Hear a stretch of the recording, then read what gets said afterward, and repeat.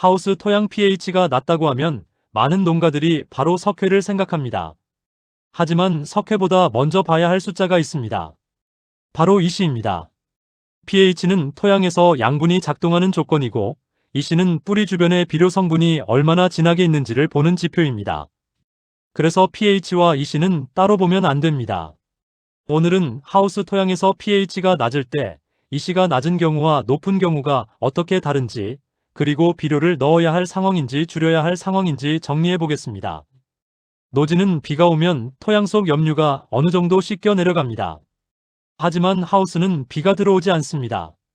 퇴비를 넣고 비료를 넣고 관수하고 액비를 넣고 다시 물을 줍니다. 작물이 다 먹지 못한 성분은 뿌리 주변에 남습니다. 그래서 하우스 토양은 pH 문제와 이시 문제가 같이 나타나는 경우가 많습니다. 하우스 토양이 산성화되는 가장 흔한 이유는 질소비료의 반복 사용입니다. 요소, 유한, 복합비료, 관주용 질소비료를 계속 사용하면 토양 pH가 내려갈 수 있습니다. 여기에 축분퇴비, 유박, 개분, 돈분을 많이 넣으면 염류 부담도 커집니다. 특히 하우스는 비가 들어오지 않기 때문에 작물이 먹고 남은 성분이 토양에 남기 쉽습니다. 배수까지 나쁘면 뿌리가 약해지고 비료 반응은 더 떨어집니다. 이때 농가가 다시 비료를 넣으면 pH는 낮아지고 이시는 올라가는 악순환이 생길 수 있습니다. 먼저 pH도 낮고 이시도 낮은 경우입니다. 이 토양은 산성화되어 있고 바로 쓸 수 있는 양분도 부족한 상태로 볼 수 있습니다. 주로 토양이 가볍거나 유기물이 부족하거나 양분을 붙잡는 힘이 약한 밭에서 나타납니다. 작물은 전체적으로 힘이 없습니다.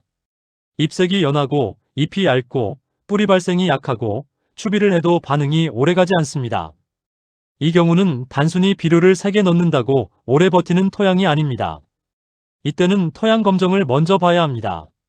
칼슘이 부족한지, 마그네슘이 부족한지, 유기물이 부족한지 확인해야 합니다. 칼슘이 부족하면 석회질 자재를 검토하고 마그네슘이 부족하면 고토석회를 봐야 합니다. 완숙 유기물로 토양이 양분을 붙잡는 힘도 회복해야 합니다. 비료는 강하게 한번 넣기보다 작물이 먹을 수 있게 나눠주는 것이 좋습니다.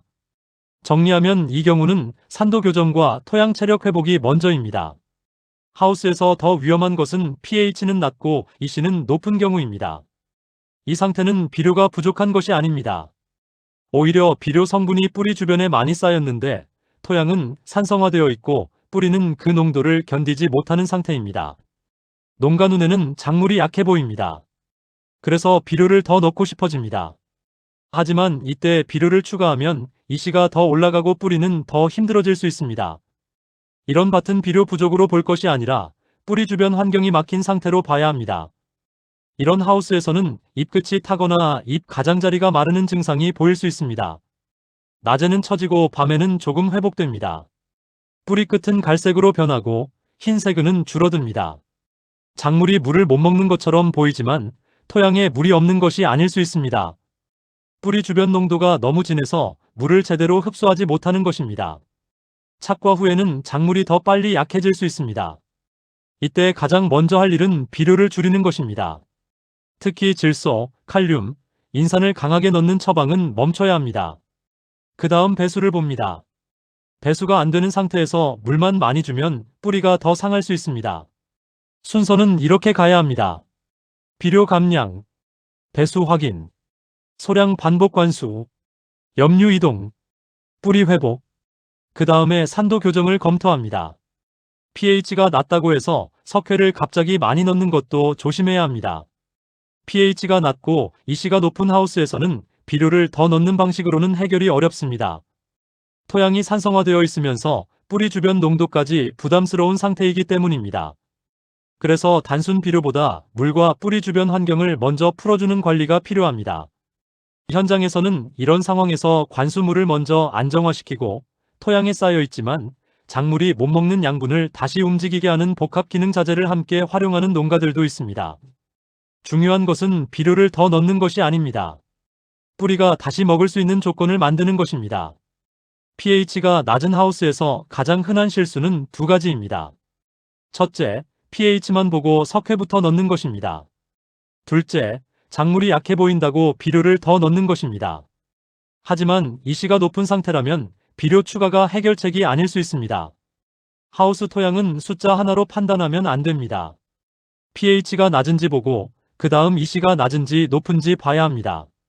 그래야 비료를 넣을지 줄일지 물을 조정할지 결정할 수 있습니다. 오늘 핵심은 이것입니다. pH 낮고 이시 낮은 하우스는 산성화와 양분 부족을 같이 봐야 합니다. 이 경우는 산도 교정, 칼슘과 마그네슘 균형, 토양 체력 회복이 중요합니다. 반대로 pH 낮고 이시 높은 하우스는 비료가 부족한 것이 아닐 수 있습니다. 염류가 쌓여 뿌리가 못 먹는 상태일 수 있습니다. 이때는 비료를 더 넣기보다 먼저 줄이고 배수와 염류 관리를 해야 합니다. 하우스 토양은 pH와 이시를 같이 봐야 답이 보입니다. 다음 2편에서는 pH가 높은 하우스 토양을 보겠습니다. 특히 물의 중탄산, 인산 고정, 이시 상승이 어떻게 연결되는지 정리하겠습니다. 하우스 토양 관리에 도움이 되셨다면 구독과 좋아요, 알람 설정 부탁드립니다.